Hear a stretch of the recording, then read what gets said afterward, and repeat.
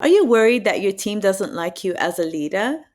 Watch this video for my secret likability formula. Now, for the best leadership and productivity advice, subscribe to my channel and hit the bell to be notified every time I post a new video, which is weekly, by the way. Now, if you're tired of feeling like people don't like you, or you keep worrying or wondering whether people in the office like you or not, then by the end of this video, I'm going to share 3 small things that you need to check to make sure that you are doing so that the people around you actually connect with you. These are proven strategies that I have shared and used to help my clients who are executives for them to get to the next level in their leadership. So now they're available to you as well. Okay, so if you want people to like you, or if you're worried that people don't like you, the first place to look is you.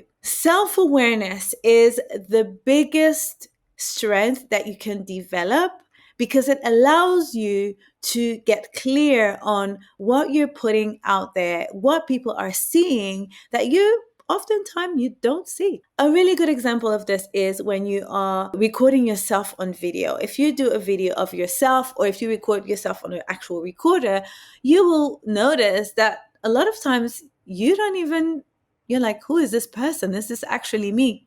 Oh yeah, it's you. So the you that is in your head and the you that people see are completely different. So becoming self-aware when you're a leader is very, very crucial because you have to be intentional about what you're putting out there.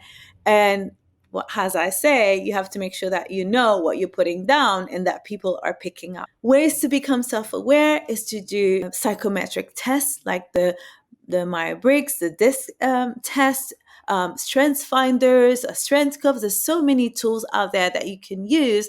Actually, I will link some of the tools below. Some of them are free. They will really help you identify what are your strengths, what you're like, what are your tendencies. And because they're so normal to you, you don't realize you have them, but everyone else can see. Now, studies show that people who are very self-aware find it so much easier to relate and connect with other people. Step number 2, get to know your team. Okay, I don't know if you've ever heard this, but people connect with people they know, they like, and they trust. People buy from people they know, they like, and they trust. And if you want your team to buy into you, then you need to connect with them and get to know them. You'll be surprised at so many times how many bosses I've spoken to that have no clue who their team are, what they're like.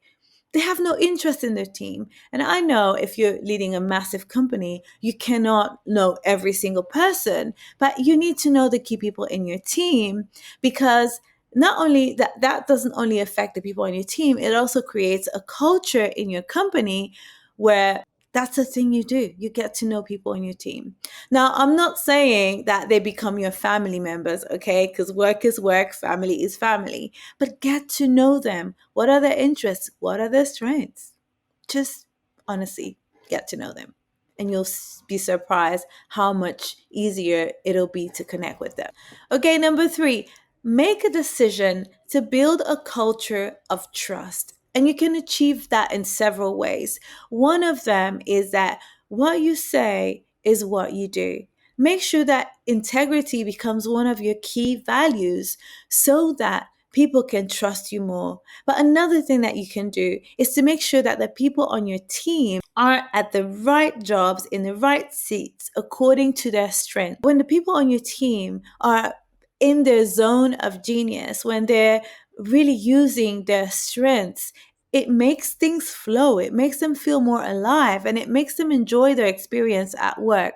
But when they see you making a decision that really favors them and favors their zone of ease, that automatically increases trust in your team. And trust is a key element for people to like you. Now, I must also say this.